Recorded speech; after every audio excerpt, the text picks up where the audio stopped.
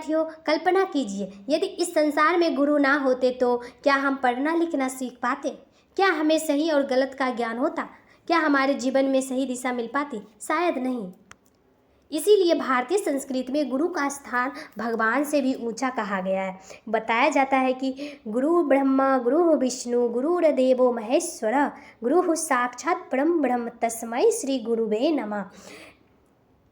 आज हम जानेंगे कि गुरु पूर्णिमा क्यों मनाई जाती है, इसकी शुरुआत कैसे हुई, महर्षि वेदव्यास कौन थे और इस दिन का वास्तविक महत्व क्या है। तो चलिए शुरू करते हैं। पहले शुरू करने से पहले एक गुरु के प्रति आभार व्यक्त है। अज्ञानतिमिरान्धस्य ज्ञानजनशलाकया चक्षुरुन्मीलितं येन तस्मै श्रीगुरुवे नमः। ध्यानमूलं गुरुमूर्ति पूजामूलं गुरुपदं मन्त्रमूलं गुरुवाक्यं मोक्षमूलं गुरुकृपा। तो गुरु पूर्णिमा क्या है? गुरु पूर्णिमा आषाढ़ मास की पूर्णिमा तिथि को मनाई जाती है। यह दिन केवल एक धार्मिक पर्व नहीं बल्कि ज्ञान, शिक्षा, संस्कार और गुरु के प्रति सम्मान का उत्सव है। इसी दिन विद्यार्थी अपने गुरु, शिक्षक, माता पिता और जीवन में मार्गदर्शन देने वाले सभी लोगों के प्रति श्रद्धालु व्यक्त करते हैं। गुरु पूर्णिमा की शुरुआत कैसी हुई? भारतीय परंपरा के अनुसार इसी दिन महान ऋषि महर्षि वेदव्यास का जन्म हुआ था। महर्षि वेदव्यास का मूल नाम है कृष्णद्वैपायन। उनका जन्म एक द्वीप पर हुआ था, इसीलिए उन्हें द्वैपायन भी कहा जाता है और उनका वर्ण श्याम होने के कारण वे कृष्णद्वैपायन व्यास कहलाने लगे। बाद में उन्होंने विशाल वेद को व्यवस्थित करके 4 भागों में ऋग्वेद, यजुर्वेद, सामवेद और अथर्ववेद में विभाजित किया। इसी कारण से उन्हें वेदव्यास भी कहा जाता है, अर्थात वेदों को विभाजन करने वाला महर्षि।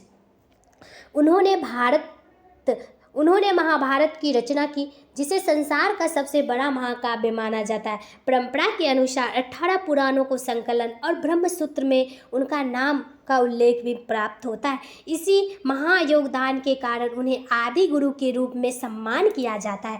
इसीलिए गुरु पूर्णिमा को व्यास पूर्णिमा भी कहा जाता है। क्या गुरु पूर्णिमा केवल हिंदू धर्म में होती है? नहीं, इस दिन का महत्व बौद्ध परंपरा में भी प्राप्त होता है। परंपरा के अनुसार भगवान बुद्ध ने ज्ञान प्राप्त करने के बाद आषाढ़ पूर्णिमा के दिन सारनाथ में शिष्यों को उपदेश दिए थे और ये चक्र हमेशा चलते जा रहा है। जैन परंपरा में भी गुरु और आचार्य के प्रति सम्मान का यह दिन विशेष माना जाता है। इसी प्रकार गुरु पूर्णिमा केवल एक धर्म का नहीं बल्कि ज्ञान और गुरु परंपरा का उत्सव है। आश्रम में रहते थे वे केवल पढ़ाई नहीं बल्कि अनुशासन, सेवा, विनम्रता, निर्भरता, आत्मनिर्भरता और अच्छे संस्कार भी लेते थे। गुरु अपने सभी शिष्यों को सम्मान भाव से शिक्षा देते थे।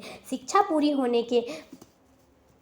होने पर शिष्य अपने गुरु के प्रति सम्मान प्रकट करते थे। यही परंपरा आगे चलकर गुरु पूर्णिमा के रूप में प्रसिद्ध हो गया।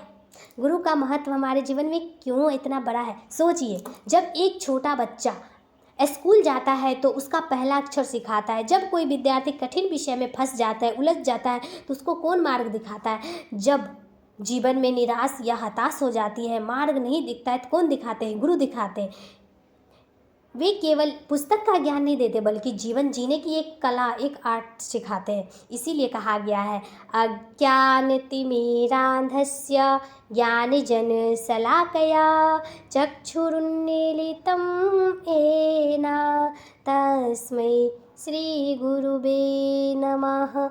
जो गुरु अज्ञान रूपी अंधकार को हटाकर ज्ञान का प्रकाश देते हैं, उन्हें बार बार प्रणाम है।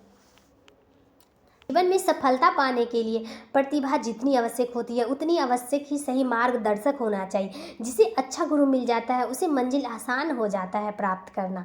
इसीलिए गुरु को सम्मान केवल गुरु पूर्णिमा के दिन नहीं बल्कि जीवन में हर दिन करना चाहिए। यदि आपके जीवन में कोई ऐसा व्यक्ति है जिसने आपको सही दिशा दी तो आज भी उन्हें धन्यवाद कहिए।